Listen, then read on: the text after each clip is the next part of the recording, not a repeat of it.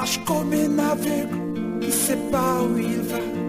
Tu marches comme un sourd qui n'entend rien du tout. Tu t'en fous de Dieu, tu te moques de sa Bible. Mais un jour, tu couleras des larmes pour tout cela. Tu vas couler des larmes, tu vas pleurer un jour. Dis-moi si tu mourrais ce soir, mais que diras-tu à Dieu? Si tu mourrais demain, que diras-tu à Dieu? Mais si tu mourrais ce soir, que diras-tu à Dieu? Si tu mourrais demain, que diras-tu à Dieu?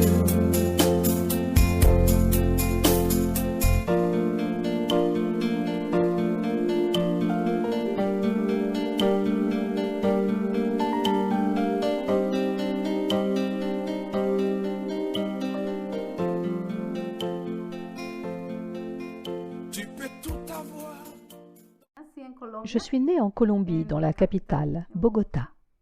Depuis mon enfance, toute ma vie, j'ai vécu en Colombie jusqu'à l'âge de 35 ans, âge auquel je me suis mariée. Mon histoire commence quand j'avais 25 ans. Je faisais alors mes études à l'université. J'étudiais la gestion dans le domaine du tourisme, qui a été mon premier métier. Comme je me rendais à l'université, le jour où j'ai pris cet autobus, je n'imaginais pas que c'était le dernier jour de ma vie. Je veux dire que je n'imaginais pas que j'allais avoir un accident ce jour-là.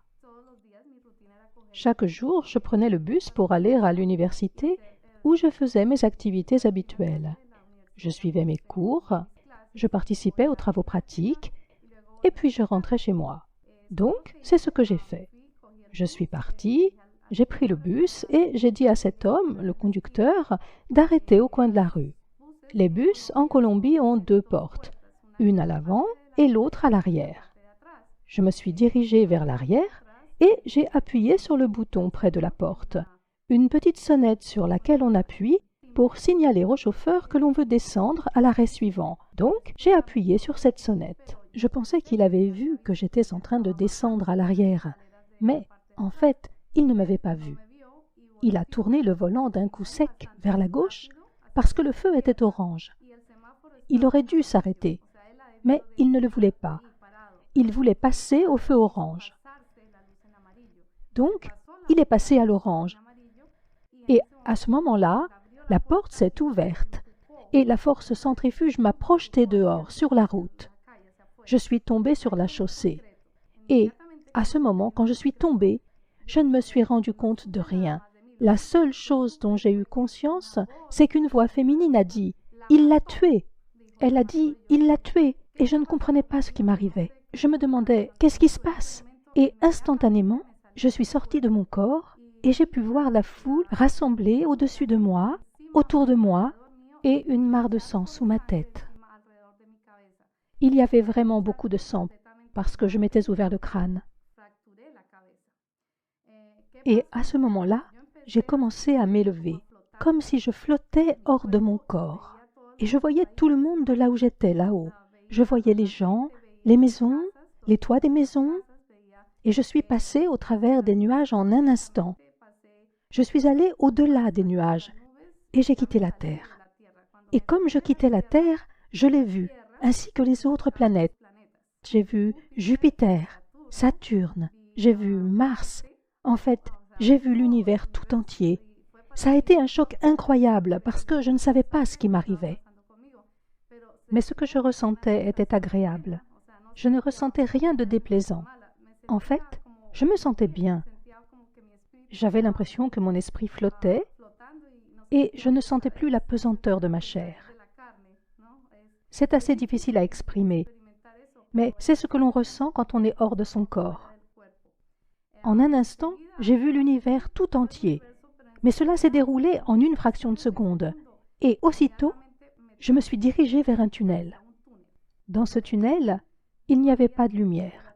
Il était dans l'obscurité totale, exactement comme si l'on entrait dans une grotte. C'était une grotte entièrement noire. Je ne pouvais même pas voir les paumes de mes mains. Je ne voyais pas mon corps. Et j'ai compris que j'étais en train de passer dans une autre dimension, quelque chose dont je n'avais jamais fait l'expérience. Et je me suis demandé, suis-je encore vivante ou bien suis-je morte? Alors j'ai essayé de toucher la paume de ma main, et mes doigts sont littéralement passés à travers. On aurait dit que ma main était transparente, et mes doigts ressortaient de l'autre côté. J'ai réalisé que je n'avais plus de chair, que je ne pouvais plus toucher mon corps. J'ai pensé, est-ce que je suis morte? Qu'est-ce qui m'arrive? À ce moment-là, j'ai senti une présence, des voix derrière moi qui ont commencé à se moquer de moi, à rire de moi et à me lancer des méchancetés. Elles disaient, « Tu es mauvaise, tu es une vraie peste et tu as mérité d'être ici. » Alors j'ai dit, « Qui êtes-vous » Mais elles ne m'ont pas répondu.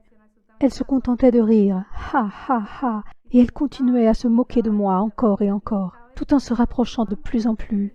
J'essayais de m'éloigner de cette présence parce que j'avais vraiment peur, car c'était une présence et des voix qui faisaient penser à des monstres.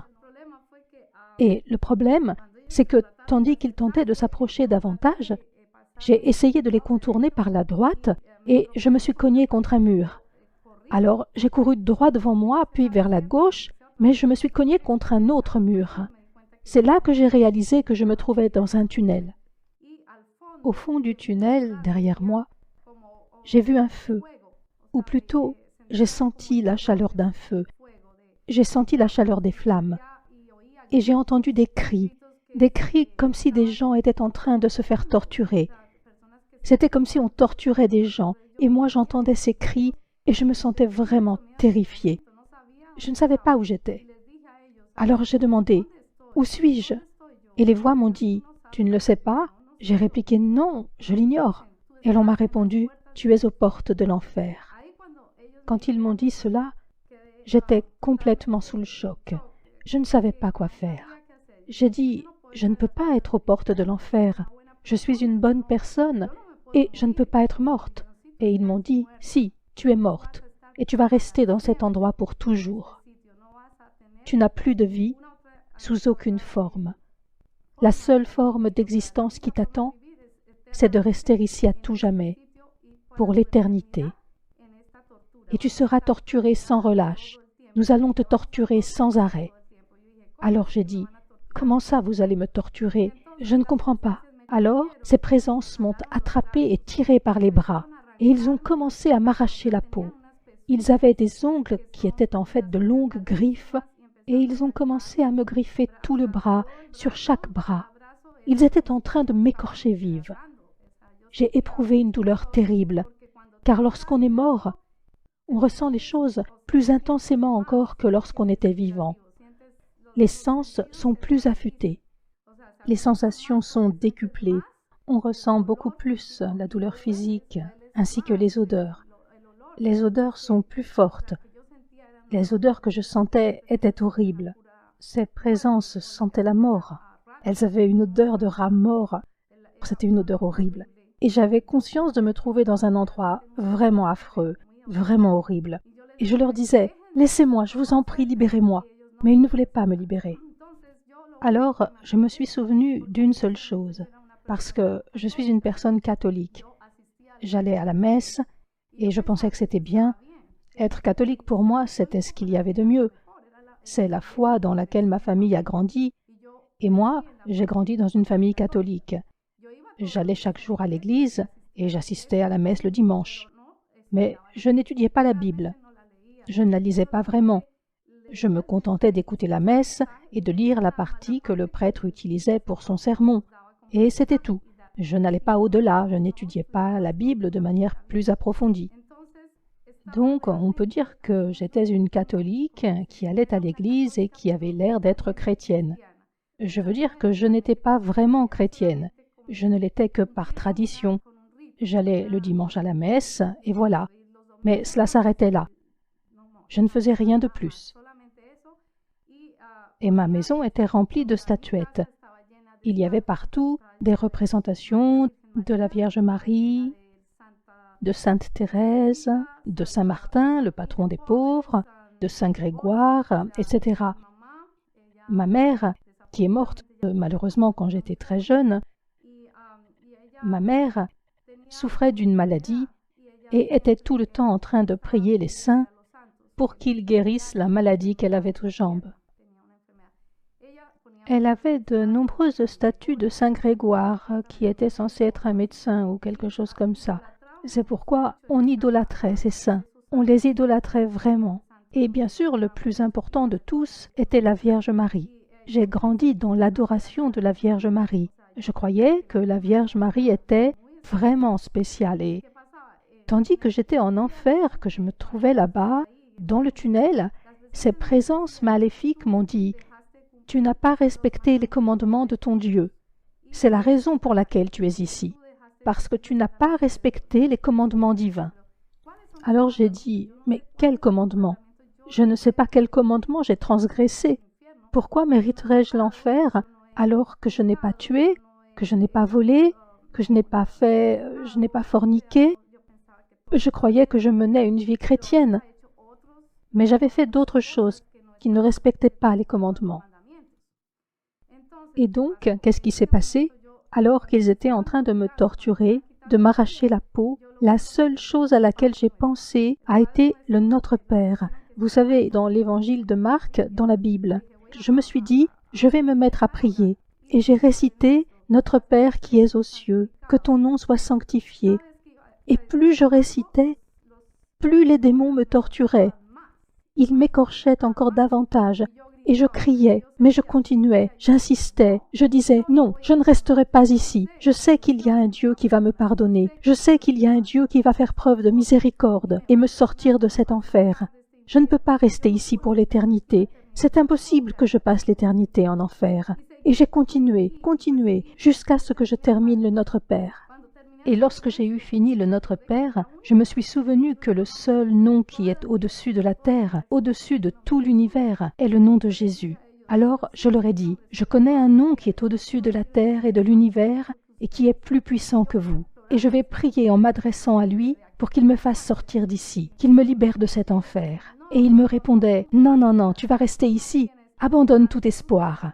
Tu resteras ici pour toute l'éternité. Et moi je disais, non, je sais que si je me tourne vers lui, il m'entendra et me sauvera. Alors j'ai commencé, j'ai dit, Jésus, je t'en prie, sauve-moi. Et au début, il ne s'est rien passé. La première fois, il ne s'est rien passé. Je l'ai invoqué une seconde fois, et il continuait de me dire, non, tu ne sortiras pas d'ici, tu vas rester ici pour toute l'éternité. Et la seconde fois, j'ai dit, Jésus, s'il te plaît, aide-moi. Je t'implore de me pardonner mes péchés. Pour tout ce que j'ai fait de mal dans ma vie, pardonne-moi. Je me repens de mes mauvaises actions. Si je n'ai pas traité quelqu'un comme il faut, si j'ai négligé l'un de tes commandements, si j'ai transgressé un de tes commandements, je t'en demande pardon. Montre-moi le chemin que je dois suivre. Indique-moi le chemin qui me permettra de me purifier et d'être auprès de toi. Je ne veux pas rester ici. Et j'ai répété à nouveau, Jésus, je t'en prie, sauve-moi. Mais il ne s'est rien passé non plus. Et tout ce temps, je pleurais en réclamant la miséricorde divine. Et j'étais en train de me faire traîner vers l'arrière, au fond du tunnel. Il s'apprêtait à me jeter dans le feu, dans les flammes éternelles. Je sentais que j'étais sur le point de brûler. Les flammes étaient déjà presque sur mon corps. Et à ce moment-là, la seule chose que j'ai réussi à dire fut « Jésus, je promets de te suivre pour toute la vie. Toute ma vie, je ne suivrai plus que tes enseignements. Je suivrai ta parole. Je te promets que je te serai fidèle. Donne-moi seulement une opportunité, une seule chance de continuer à vivre pour pouvoir changer mon existence. Mais sauve-moi, fais-moi sortir d'ici, libère-moi s'il te plaît. » Et à ce moment-là, les démons ont disparu. Ils m'ont rendu ma liberté. Et j'ai pensé, waouh, qu'est-ce qui se passe? Quelque chose s'était produit et je n'étais plus dans le tunnel. Le tunnel s'était ouvert et à présent il y avait un chemin magnifique.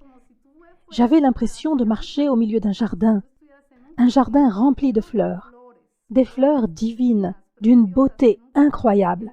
De toute ma vie, je n'avais jamais vu de fleurs comme celle-ci. C'était comme si elles bougeaient, comme si elles étaient en train de danser et en même temps de chanter « Hosanna, Hosanna !» Du plus haut des cieux, béni soit le Seigneur, le roi des rois. Béni soit notre Seigneur Jésus-Christ. Que la gloire soit avec lui. Gloire à notre Seigneur Jésus-Christ. Et j'étais là, waouh! C'était simplement incroyable. Je sentais l'amour de Dieu pour les hommes, comme s'il était en train de me prendre dans ses bras et qu'il me disait « Je t'aime ». Je sentais sa présence si immense que j'ai eu comme un mouvement de recul. Et je me suis mise à pleurer, à pleurer, à pleurer. Je sentais que je ne méritais pas d'être là. J'avais l'impression que je méritais l'enfer. Pourquoi est-ce que je pensais cela? Parce que je n'étais pas pure. Mon cœur n'était pas assez pur, ni mes sentiments. J'avais fait beaucoup de choses sur terre, et Dieu m'a révélé que, parmi elles, j'avais commis de nombreuses mauvaises actions.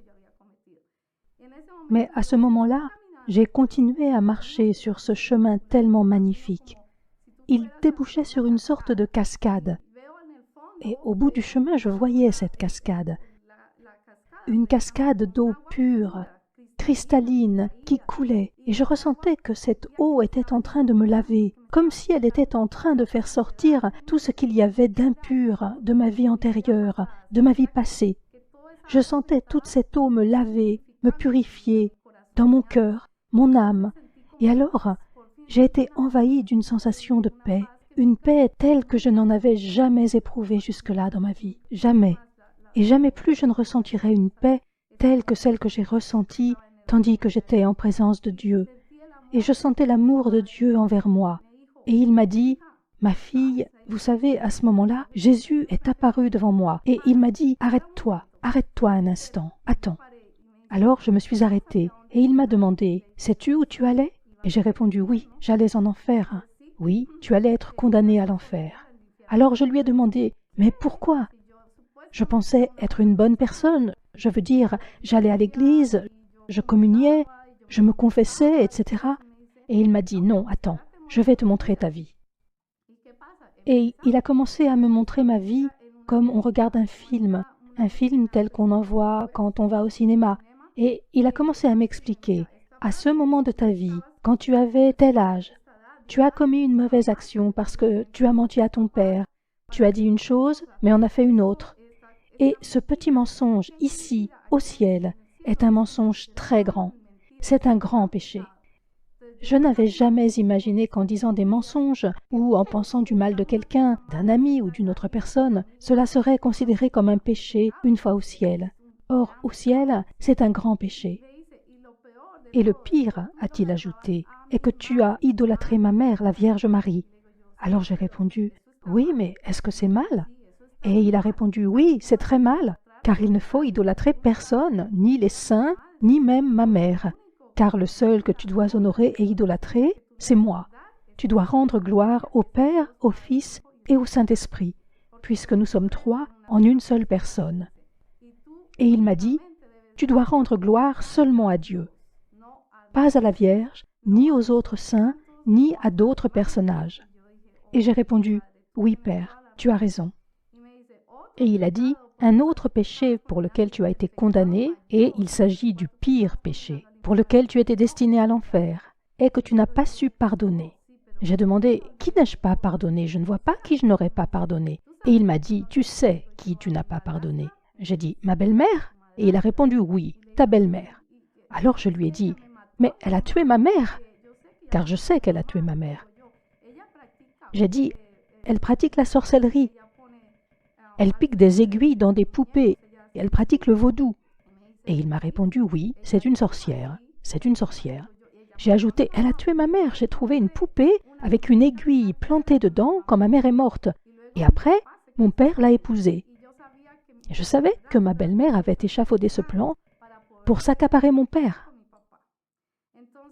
Alors j'éprouvais du ressentiment à son égard dans mon âme. J'éprouvais du ressentiment envers ma belle-mère. Et je sentais que... que c'était de ce ressentiment dont il s'agissait. Et je ne pouvais pas oublier cela quand je pensais à elle, parce qu'elle avait tué ma mère. Et pour moi, il n'existait rien de pire. Je veux dire, cette femme avait tué ma mère pour pouvoir être avec mon père. C'était injuste. Et j'étais enfant unique à cette époque. Je n'avais ni frère ni sœur. La seule personne à laquelle je pouvais me confier, c'était ma mère. Elle était à la fois mon amie et ma mère. Et elle m'a pris ma mère. Je me suis retrouvée sans mère, je n'avais plus que mon père. Comme je n'avais ni frère ni sœur, je me sentais très seule. Durant toute mon adolescence, ça a été une période vraiment triste parce qu'il n'y avait personne à qui je puisse confier mes secrets, personne avec qui partager les choses importantes. Ma mère n'était plus là. Elle est morte quand j'avais 15 ans. Donc, peu après que j'ai passé mon baccalauréat, ma mère est morte malheureusement. Et c'est arrivé à cause de la sorcellerie, à cause du mauvais sort que ma belle-mère lui avait jeté. Ce qui s'est passé, c'est que quand je suis morte, ce ressentiment me dévorait l'âme. C'était quelque chose dont je ne pouvais débarrasser mon cœur rempli d'amertume. Une amertume qui vous blesse et qui assombrit votre existence. Et il m'a dit, voilà quel était le péché le plus important que tu portais en toi, le péché qui te condamnait à l'enfer. Et j'ai fait, oh, wow, tu as entièrement raison, Seigneur. Je méritais l'enfer. Malheureusement, nous croyons que le fait de ne pas pardonner est une broutille, alors qu'en réalité, ne pas pardonner est un immense péché. Et c'est écrit dans la Bible, frères et sœurs, si vous ne pardonnez pas, vous ne serez pas pardonnés. Dieu te pardonnera si tu pardonnes tes frères. Peu importe qu'ils aient tué ta mère ou qu'ils t'aient fait du mal, à toi ou à ta famille, cela ne change rien. Tu dois les aimer. Il est écrit que tu dois aimer ton pire ennemi. C'est écrit. Et c'est ce que Dieu m'a dit. Il faut que tu aimes cette femme, il faut que tu l'aimes et que tu la pardonnes. Si tu ne la pardonnes pas immédiatement, je te renvoie en enfer. Alors j'ai dit, non, non, non, Seigneur, je te promets que je la pardonne. Je ne veux pas retourner en enfer. Alors il m'a répondu, d'accord, mais il faut vraiment que tu la pardonnes du fond du cœur. Ce n'est qu'ainsi que tu pourras rester ici ou bien retourner sur terre, car je vais te laisser le choix. Fais ton choix, tu peux rester ici ou retourner sur terre. Et j'ai pensé, oh, je ne sais pas quoi faire. J'aimerais bien rester parce qu'être au ciel est une véritable grâce. C'est quelque chose d'incroyable. On ressent un amour qui dépasse ce que l'on peut imaginer. On est dans un état d'amour et de paix, de sérénité divine. On n'a plus aucune préoccupation, plus aucune inquiétude qui gâche l'existence. On ressent un bonheur absolu, une joie divine. Alors j'ai dit à Dieu, j'aimerais beaucoup rester ici, mais je dois retourner sur terre pour m'occuper de mon père. Il m'a montré mon père dans une vision. Et j'ai vu que mon père souffrait et qu'il pleurait ma perte parce qu'il pensait m'avoir perdu. Et il en souffrait. Alors j'ai dit à Dieu, non, je voudrais retourner sur terre parce que je veux prendre soin de mon père. Je suis sa seule fille et je crois qu'il faut que j'y retourne. C'était mon objectif, rentrer afin de m'occuper de mon père. Et Dieu m'a dit, c'est une bonne raison d'y retourner. Mais donne-moi une autre. Pour quelle autre raison veux-tu y retourner? J'ai dit, parce que je voudrais fonder une famille. Et il m'a dit, bien, c'est une bonne raison, une famille. Et j'ai dit, oui, avoir des enfants. Et il m'a dit, ok, très bien, ça fait une deuxième très bonne raison. Tu auras une famille, un mari, mais ce sera de nombreuses années après ton retour sur Terre que tu auras cette possibilité. Et j'ignorais pourquoi. J'ai demandé, pourquoi me faudra-t-il attendre si longtemps pour avoir une famille? Et il m'a répondu, parce que d'abord, tu dois apprendre à lire ma parole, à la comprendre, à l'étudier et à en suivre les enseignements. Il te faudra d'abord renaître. Alors j'ai dit, Seigneur, comment puis-je renaître? Comment faire? Je suis catholique, je ne sais pas comment renaître. Je suis né, j'ai été baptisé, que faire de plus? Et il m'a dit, non, tu dois renaître et être à nouveau baptisé, mais cette fois pour mener une vie chrétienne, pour vivre dans le Christ avec moi, car je serai à tes côtés. Alors j'ai fait « Oh, je comprends à présent. Mais je ne comprends pas très bien comment je dois m'y prendre pour faire cela. Seule, sur terre, qui va m'aider? Qui ?» Et il m'a répondu « Ne t'inquiète pas, ma fille, je t'aiderai, je te guiderai, je serai près de toi, à tes côtés.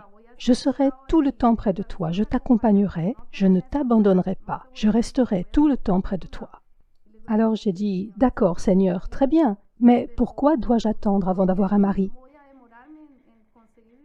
Et il m'a dit « Tant que tu n'auras pas effectué un revirement complet de ta vie, à 360 degrés, je ne te donnerai pas de mari. Tu dois changer complètement la façon dont tu vis, la façon dont tu agis, dont tu vois les choses. Parce que dans ma vie de catholique, je sortais en boîte, je dansais, je buvais. Je n'étais pas alcoolique, mais je buvais une petite bière, du vin, ce genre de choses qui ne sont pas graves quand on est catholique. Pour une catholique, se rendre à une fête n'est pas quelque chose de mal. Avoir un petit ami non plus. Mais en tant que chrétienne, c'est différent. Une personne chrétienne doit être très droite dans la vie.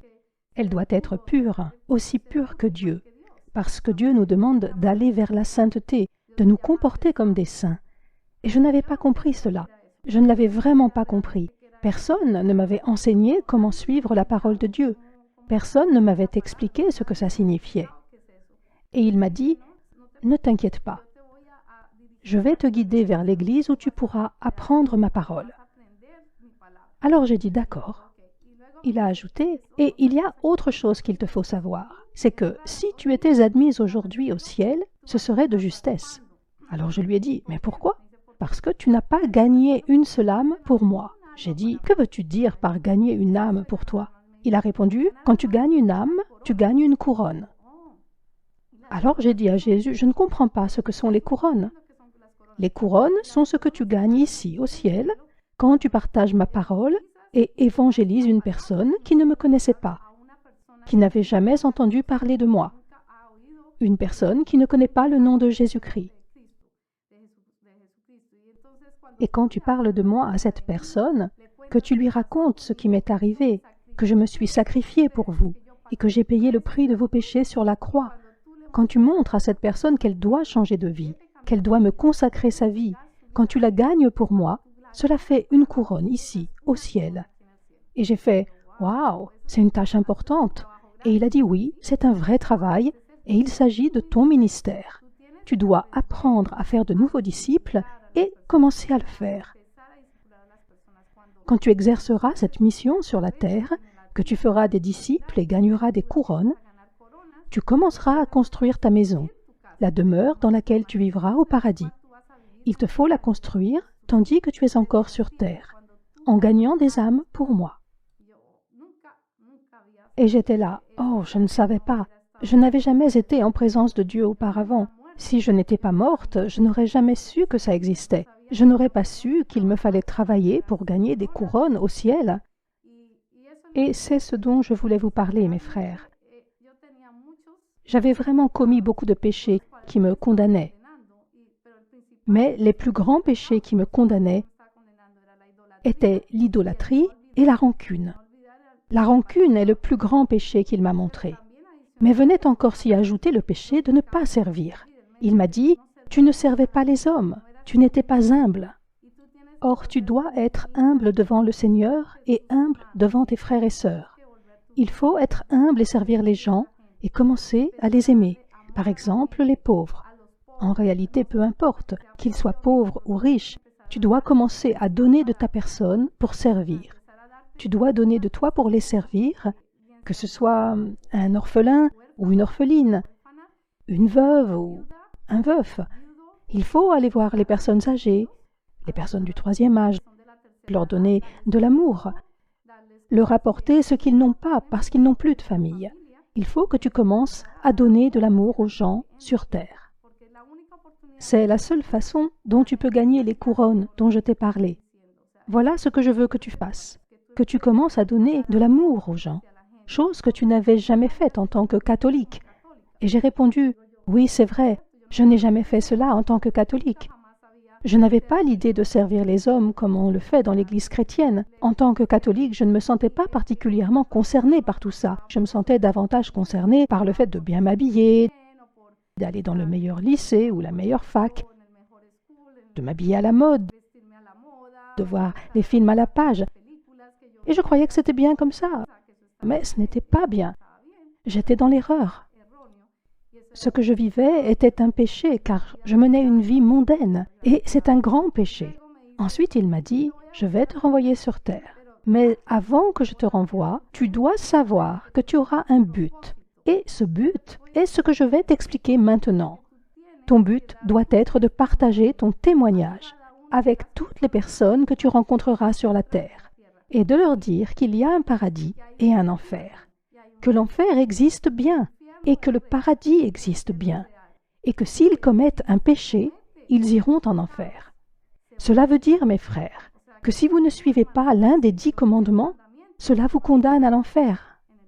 Et c'est vraiment triste de savoir qu'il y a tellement de gens qui se condamnent à l'enfer, car les âmes qui sont en enfer se comptent par milliers. Et c'est un endroit vraiment horrible auquel vous vous condamnez en commettant un simple péché. Et je voudrais vous dire, mes frères et mes sœurs, qu'aucun être humain ne mérite d'aller dans cet endroit. Je veux dire que ce n'est pas un endroit où les gens voudraient aller après leur mort. L'endroit où l'on mérite vraiment d'aller, c'est au ciel et non en enfer. Je vous le demande, mes frères, si vous savez en ce moment que vous êtes dans l'erreur, repentez-vous de cette erreur, de ce grand défaut qui pèse sur vous en tant qu'être humain, et donnez votre vie à Jésus-Christ. Et commencez à vivre en suivant le modèle de Jésus. Sanctifiez-vous, sanctifiez votre vie et donnez le meilleur de vous-même aux gens. Efforcez-vous de mener une vie droite et non une vie de péché, parce que vivre dans le péché vous mènera en enfer. Et avant que je rentre, Dieu m'a dit, « Je vais te renvoyer sur terre, mais à ton retour, tu ne garderas pas beaucoup de souvenirs de tout ceci. Certaines parties manqueront, parce que je vais les effacer de ta mémoire. Parce que si tu gardes le souvenir de ces monstres, de ces démons, tu ne pourras pas vivre ta vie. Tu feras des cauchemars toutes les nuits. C'est pourquoi je vais effacer de ton esprit cette partie, afin que tu puisses continuer à vivre. Mais je vais te laisser certains souvenirs et, un jour, le souvenir de tout ce qui s'est passé te reviendra, dans un rêve. Cela se produira à un moment de ta vie où tu auras mis ton cœur à mon service, que tu auras été véritablement baptisé, que tu auras pris la décision de me suivre à 100%. Ce jour-là, je t'enverrai ce rêve afin que tu te souviennes de ce qui s'est passé et que tu puisses témoigner auprès des hommes. Et ce qui s'est passé, mes frères, c'est que je suis revenu sur terre. Et devinez où je me trouvais? Je me trouvais à la morgue. Et j'étais couverte d'un drap. Et une employée de la morgue prenait des notes à propos des circonstances dans lesquelles j'étais morte. Et là, je me suis réveillée. Et cette personne, au moment où j'ai soulevé le drap, s'est mise à crier « Oh, qu'est-ce qui s'est passé ?» Et j'ai répondu « Je ne sais pas, j'ignore ce qui s'est passé, je suis vivante. » Et elle m'a dit « Mais vous étiez morte depuis 1 heure. » J'ai été morte pendant 1 heure. Et je lui ai dit « Eh bien, je sais qu'il y avait une présence et qu'il s'agissait de Dieu. C'est lui qui m'a renvoyée. Je sais que c'est Jésus qui m'a donné cette chance de revenir et de continuer à vivre, de revenir sur terre dans un but bien précis. Mais je ne me souvenais de rien. Je ne me souvenais pas de ce qui s'était passé pendant tout ce temps. Je me souvenais seulement que j'avais été en présence de Jésus. C'est une présence qu'il est impossible d'oublier. La présence de Jésus que je ressentais était d'une beauté qui dépasse tout au moment où j'étais au ciel. Le ciel ne peut pas être comparé à la terre. Il n'existe pas de lieu plus magnifique. Rien n'est plus beau que d'être au ciel, en présence de notre Père. Et surtout, il y avait Jésus. Je ne pouvais voir son visage car il était pure lumière.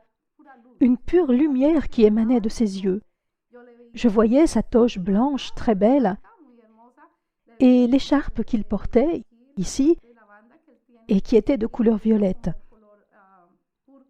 et ses sandales qui étaient dorées, et ses pieds magnifiques qui portaient les marques de la crucifixion qu'il avait sur les mains et sur les pieds.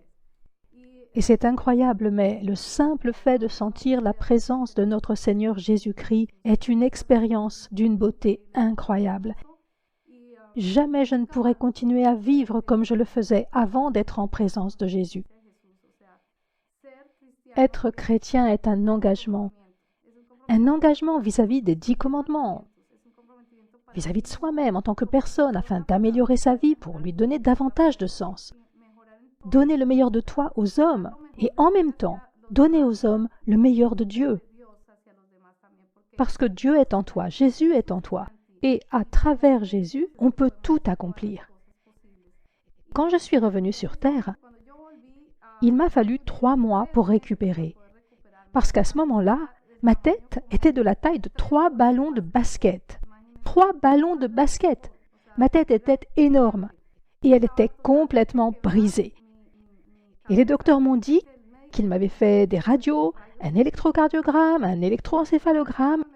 Et ils m'ont dit, on ne sait pas comment vous arrivez à parler, à coordonner vos gestes, parce que d'autres personnes dans le même cas que vous sont restées dans un état végétatif.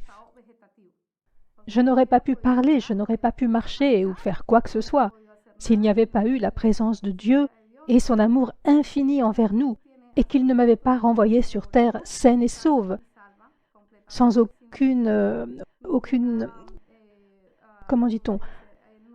sans aucune séquelle, sans aucune lésion cérébrale. Il est vrai que j'avais perdu beaucoup de sang, mais je n'avais pas de séquelles, pas d'autres fractures. Tout fonctionnait normalement. J'avais juste la tête très enflée. Mais les médecins ne pouvaient pas s'expliquer comment il était possible que je sois encore en vie. C'était vraiment un miracle. Et je considère ma présence ici comme un miracle, car Dieu m'a renvoyée saine et sauve sur terre. Je suis revenue pour avoir une seconde vie, car ma vie a complètement changé. J'ai senti que j'avais ce désir tourné vers Dieu, ce désir de mieux connaître sa parole. Alors, j'ai commencé à lire, à étudier la Bible et à fréquenter l'Église chrétienne. Tout en continuant d'aller à l'Église catholique, j'allais en plus à l'Église chrétienne. C'était comme si je n'étais pas encore convaincue qu'il me fallait changer d'environnement religieux. Mais je sentais cet appel, je sentais que Dieu m'appelait. Mais ce n'était pas encore très clair jusqu'à ce que, des années plus tard, je rencontre une amie à l'université. J'avais changé de profession et je suivais alors une formation en gestion d'entreprise.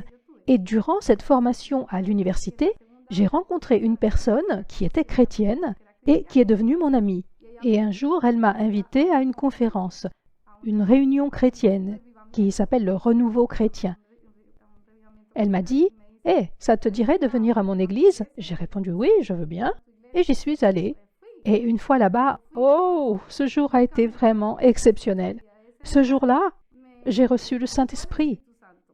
Je suis tombée à terre et j'ai commencé à pleurer, pleurer, pleurer. Je ne pouvais plus m'arrêter de pleurer. C'était la présence du Saint-Esprit tout autour de moi qui m'enveloppait. Et je me disais, « Ouah, mais pourquoi est-ce que je pleure comme ça ?» Et elle m'a dit, « C'est le Saint-Esprit. » Alors je lui ai dit, « Oh, je voudrais me faire baptiser. Je voudrais être baptisée. » Et elle m'a dit, « Oui, tu peux être baptisée, mais tu dois d'abord suivre un cours. » Alors j'ai dit, « Ok, je vais suivre ce cours. » Et j'ai commencé à le suivre afin d'être baptisée. Je me souviens que le cours a duré environ 15 jours et à la fin, j'ai confirmé ma décision de me faire baptiser. Et au moment du baptême, ce qui s'est passé, c'est que la nuit d'avant, j'ai senti une présence qui était en train de m'étouffer. Il était aux alentours d'1h du matin et il faisait très noir dans ma chambre, dans ma maison, en Colombie. Et j'ai senti que quelqu'un était en train d'essayer de m'étouffer. Et à ce moment-là, la seule chose que j'ai pu dire, c'est « Jésus, Jésus, au nom de Jésus, vous, présence, démon ou quoi que vous soyez qui venez de l'enfer, partez immédiatement, laissez-moi. Vous ne pouvez pas me faire de mal, vous n'avez pas le pouvoir de me tuer, car je ressens davantage la présence de Dieu, notre Seigneur, en moi, que votre présence. Partez maintenant, au nom de Jésus. » Et je l'ai dit comme ça, avec beaucoup d'assurance. « Va-t'en, démon, va-t'en !» Et aussitôt, il m'a lâché. Je ne l'ai pas vu, mais je l'ai senti. J'ai senti que c'était un démon qui essayait de m'étouffer, qui essayait de me tuer. Durant tout ce temps, ma chambre était dans le noir complet, parce qu'il faisait nuit. Il était 1 heure du matin. Et tout à coup, pfiou, il y a eu une lumière blanche qui a éclairé ma chambre. Une lumière blanche très intense, brillante. Et j'ai senti une odeur de jasmin, une odeur de fleurs. Et j'ai pensé, waouh, cette odeur, c'est comme au ciel. Je ressentais un peu la même chose que lorsque j'étais au ciel. Et cette impression était si forte que j'ai fermé les yeux. Je savais à ce moment-là que Jésus était devant moi. Et je ne voulais pas le regarder car j'étais bouleversée d'émotion en comprenant qu'il était venu me sauver pour la seconde fois. Il m'a sauvé la vie 2 fois. Et quand j'ai rouvert les yeux, il était parti. Mais je savais qu'un instant plus tôt, Jésus était devant moi et qu'il m'avait sauvé pour la seconde fois du démon qui voulait me tuer. Mes frères et mes sœurs, il y a eu plusieurs occasions dans ma vie où le démon a voulu s'en prendre à moi pour m'empêcher de vous livrer ce témoignage. Aujourd'hui est un jour très important pour moi, car j'apporte mon témoignage devant les communautés latino, anglaises et européennes. Et je veux partager ce témoignage avec vous et que vous sachiez que Dieu est vivant, que Dieu est le Dieu d'hier, d'aujourd'hui et pour l'éternité, et que si vous acceptez Jésus, vous accéderez à la paix, vous vivrez dans la paix, vous mènerez une existence qui est droite. Mais si vous ne prenez pas la résolution d'accepter Jésus dans votre vie, vous ne connaîtrez pas la paix. Vous n'aurez pas la chance d'aller au ciel. Vous irez en enfer. Une chance unique vous est offerte. Et je vous demande de croire que ce qui m'est arrivé est une certitude, que c'est réel. Toute personne qui est passée par là où je suis passée peut vivre la même expérience. Mais si vous vous repentez maintenant, mes frères et mes sœurs, vous pouvez éviter d'aller en enfer. Et je vous en conjure, au moment où je vous parle, une chance vous est offerte de remettre votre vie entre les mains de Dieu. Adressez-lui une simple prière en disant « Seigneur Jésus, pardonne-moi pour tous mes péchés, pour toutes les injustices et mauvaises actions que j'ai commises, pour toutes les mauvaises pensées que j'ai eues dans ma vie, pour les fautes que j'ai commises envers mes frères et mes sœurs et envers moi-même. Je te supplie, Dieu Tout-Puissant, de me pardonner tout cela du fond du cœur et que tu me donnes la chance d'entrer et de vivre dans ta gloire, afin de vivre avec toi, Seigneur. Et je t'ouvre les portes de mon cœur. Entre en moi pour vivre en moi et réside en moi. Je t'accepte et je te promets de te suivre pour le restant de mes jours. Au nom de Jésus-Christ, Amen.